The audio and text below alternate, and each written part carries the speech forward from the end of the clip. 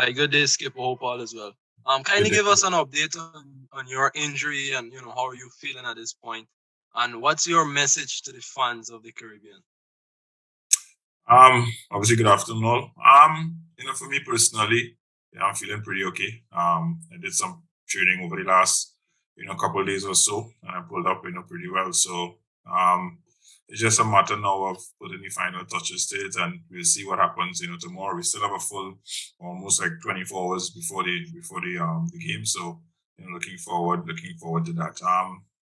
And again, overall, as a team, I just believe that yes, we are all disappointed. Obviously, I'm sure some of the fans or most of the fans are disappointed with the position that we are in, as a team, and it's something that yes, we accept.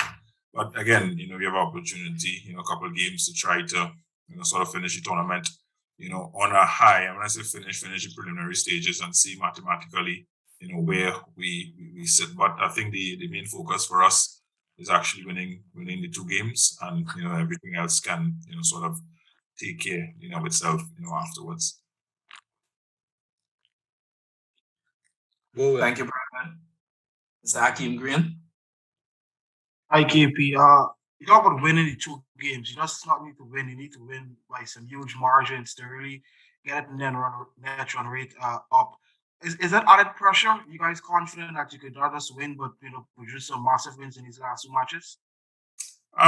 Again, in this thing called life and in sport, nothing is impossible. What I can safely say is that yes, the guys are confident. We knew exactly what sort of is needed in terms of from a run rate perspective, and we'll take all things into consideration when that match starts.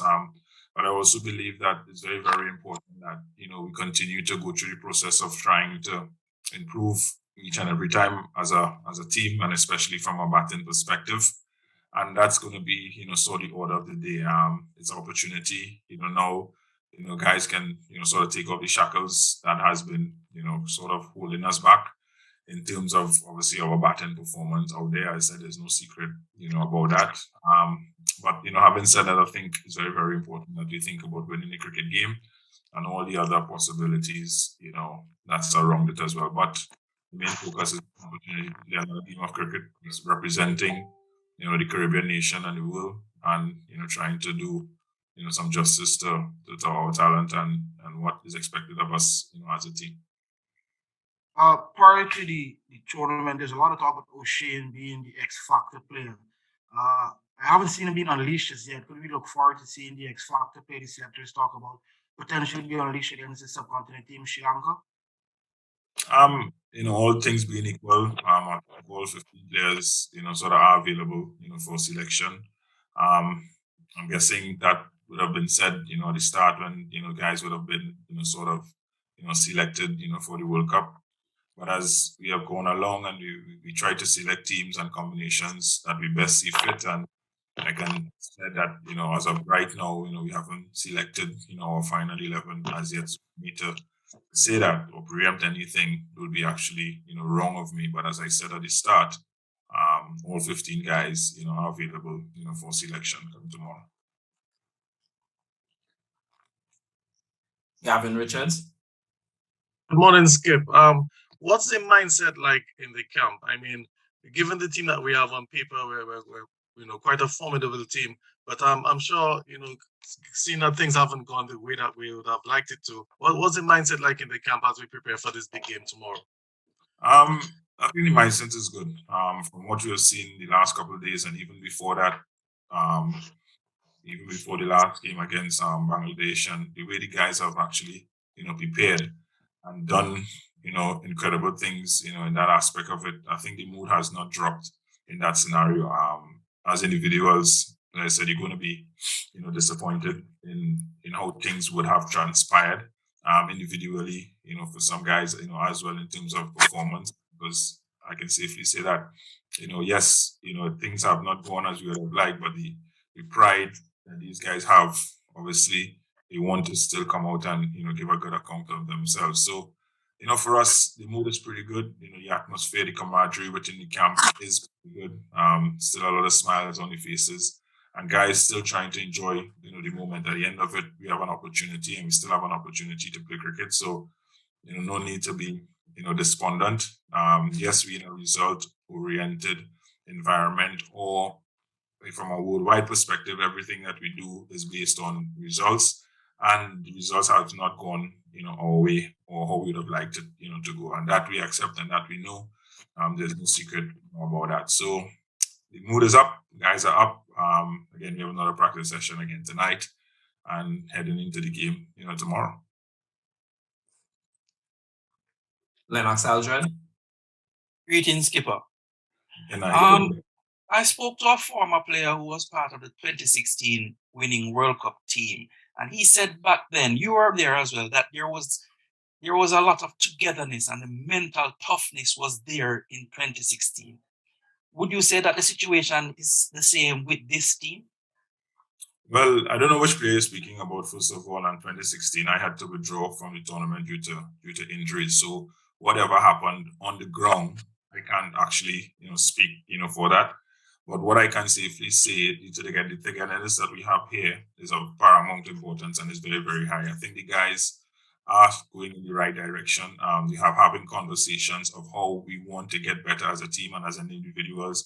And we are conversating about, how the tournament has gone for different teams to see if we can put some of the thoughts together in our game. So in terms of that aspect, as I can safely say, as I've said it before, camaraderie is good. Mental toughness, guys being together. I don't see anything contrary to what maybe you're asking, but I don't know what happened in 2016. But what we knew happened in 2016 is that the guys won the tournament, and obviously that's actually going to be the benchmark of a lot of different things. So, for us, it's not any of those peripheral things.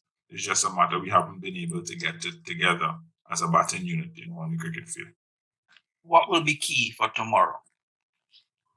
Again, what will be key is that every individual play their roles.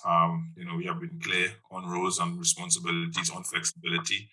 And I think it's just a matter of guys doing that, because if guys play their roles and play exactly what is needed, as one person mentioned before, we have a very, very good team on paper.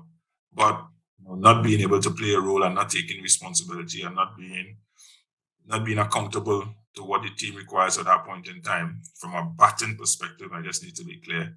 We have not done justice, to our talents. And I said, there is no secret about it. And hopefully we can get it right. And we have no other option but now to actually do it.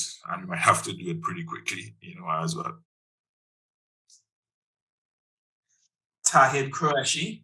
That's the final indication of question I'm seeing. If you do have a question, actually, I'm seeing another raised hand from Gavin Richards. So after Tahid, we'll go straight to Gavin. If you do have a question, please proceed to raise your hand now. Otherwise, after Gavin, we'll be looking to end the engagement with Colin Benjamin. Hi, Kieron. Just going back to the last game against Bangladesh, can you just clarify when you sort of picked up your injury? Was it during that batting innings, or was it something that had been niggling you previously?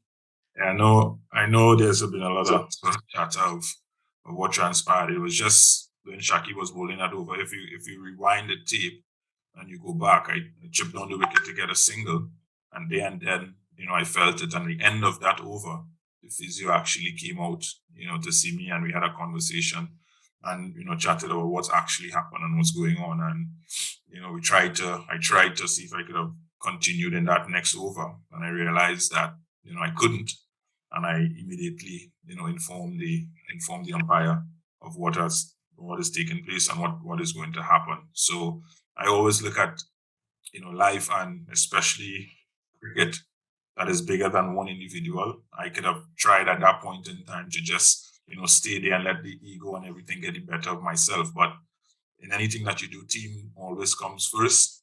And we had guys in the shed who, we believed could have done the job, maybe better than I have at that point in time, struggling, with a niggling injury. And that's exactly what happened. So all the speculations as to everything else that has come out and people are saying and whatever, there you have it.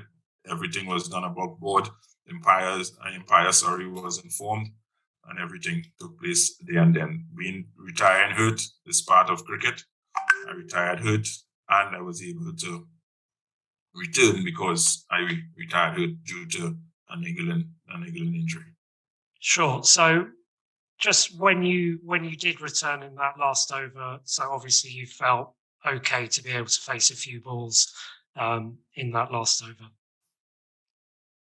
What's the question? So yeah, the question was, so when you so obviously you retired hurt in the 13th over, but you came back in the 20th over. So by the 20th over, you're saying that you felt well enough to come back just to face sort of 3 or 4 balls. Well, again, when you look at it, you have an opportunity to return as a batter if you retire hurt, right? At that point in time, I felt a niggle. I went in. I could have gotten strapped up, took painkillers. The doctor would have seen me. In that period, I was all of about a half an hour, 35 minutes. So I don't know what you're trying to get at, but what I am saying and what I told you, this is exactly what happened and what transpires. It doesn't matter what I think, what you feel, or what happened. This is what happened in terms of within the rules and regulations I was allowed to. I was struggling with an injury. And again, if you want further clarification, if I was really injured or not, I'm sure you can get in contact with the Cricket West Indies medical department as well. And if they allowed, I don't think so, to show scans, you can actually see for yourself. So again, let's not speculate. I said this is what happened, and it has happened in how many games of cricket that I've played over a period of time. Okay, thank you very much. Gavin Richards. Morning, Skip again. You mentioned that the batsmen, have been struggling. I just wanted to know, because we've noticed that a number of the other teams are also struggling as well. So how much have the conditions, in Dubai and whatnot played in your performances so far? Again, when you look at it, sometimes you want the best of both worlds. The conditions, in all honesty, some of the pitches have been good, and some have been wickets or pitches whereas there's something in for the bowlers and the batters, and we just as batters need to adjust. Because of the nature sometimes of T20 cricket, you don't have the time to adjust. So by the time you take to adjust, X amount of overs is gone, and you might have to take a chance. And then when you decide to take a chance, you get out. So I just think it's a matter of assessing it as quickly as possible and trying to play the right shots as quickly as possible. So the pitches have not been outrageously bad. It has been good cricket in wickets, but it has been challenging. And like I said, it's not only us as a team has struggled, but different players, world-class players around the entire World Cup have struggled as well. But they have just found the rhythm to actually compound everything together and get a respectable total. Whereas from our point of view, we haven't been able to cross that 143 barrier, right? And then sometimes that's just not enough at that point in time. So again, it's just a mixture of different things and assessment and understanding what is needed at that point in time. And the teams that have done well has assessed it pretty nicely, and they're able to post, big totals. Or if they're chasing a small total, sometimes it's easier to chase a smaller total than post, a smaller total. As you can see throughout the tournament, the teams batting second clearly had an advantage because they know what to expect and they know how to position themselves in order to win the game. So it's a collective thing. And I said, as a team, we try to work it out with our individual talents and try to get persons in the right places to get that job done. We haven't done it, but 142 in the last game was good enough. We were able to get over the line, which is a win. We're entirely happy? Obviously not, but we'll continue to work hard and try to overcome whatever is in front of us. All right, and no further raised hands, so we'll pitch out to CWI Media's Colin Benjamin to finish today's engagement. Yeah, Kieron, two quick questions. Firstly, looking ahead to the game against Sri Lanka tomorrow, we know Hasaranga will be a challenge. So do you feel that the way the batsmen played Shamsi in the South Africa game gives you encouragement coming up against Hasaranga tomorrow? Again, yeah, I think we played Shamsi pretty well. That game against South Africa, and he has been a thorn, in us in the last series that we played in the Caribbean, because again, guys would have gone home and done their homeworks and get an opportunity to work out in their minds how they want to play, man. It's the same thing for Hasaranga. Obviously, he has been phenomenal, for Sri Lanka, for a long period of time, even in this World Cup. Last game, just getting a hat trick, there as well. He has done well against us, in the past. So he's definitely, a trump card, when it comes to their bowling lineup. But as I said, different players and different persons have different ways of combating situations. But as a team, we have chatted, about how we want to go about batting, certain individuals and what we need to do at certain periods of time. And again, hopefully it can come to fruition, in this next game. But again, it's not only about Hasaranga. It don't have to be him that game. You have to think about the Kumaras and the Chameras and all these guys. Everyone has a skill and a talent, in their own right. So we're coming up against Sri Lanka cricket team, and we're looking forward to, playing a good, solid game of cricket against that team. Lastly, to end on a funny note, a big buzzword for this World Cup has been matchups. Tomorrow, you will not be facing the guy you hit for 6 sixes while he's not in the squad. So, in that way, are you kind of disappointed you won't be facing him, or are you just happy to just do whatever Sri Lanka has to bring tomorrow? Well, if it's one thing I could say, we can do it 36 runs in our over right now, the way we've been going. I could personally do that as well. But again, just like everything else, that's in the past. Again, that's long gone and long forgotten, as well, because of what the nature of the beast that is happening, in front of us, which is a World Cup. But again, in that same match, he got a hat trick. Dhananjaya was my teammate once in Mumbai. So, yes, obviously he's much disappointed not being in Sri Lanka's squad. But as I said, we could really do it 36 runs, right now in one over.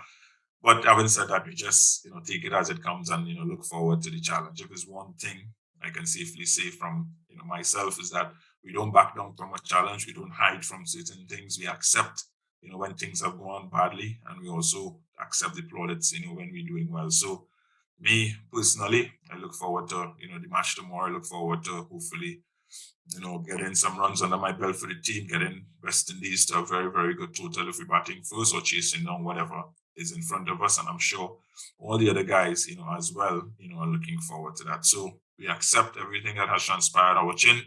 We take it. We know we are disappointed. We're not going to sit here and be, arrogant about what has transpired.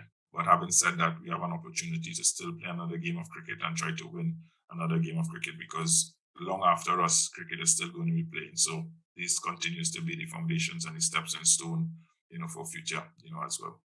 Skipper, I'm sure you wouldn't mind taking one more question from Mr. Shoban Madan, who I noticed had some issues signing in. Shoban, please proceed with your question. Yeah. Hi, Polly.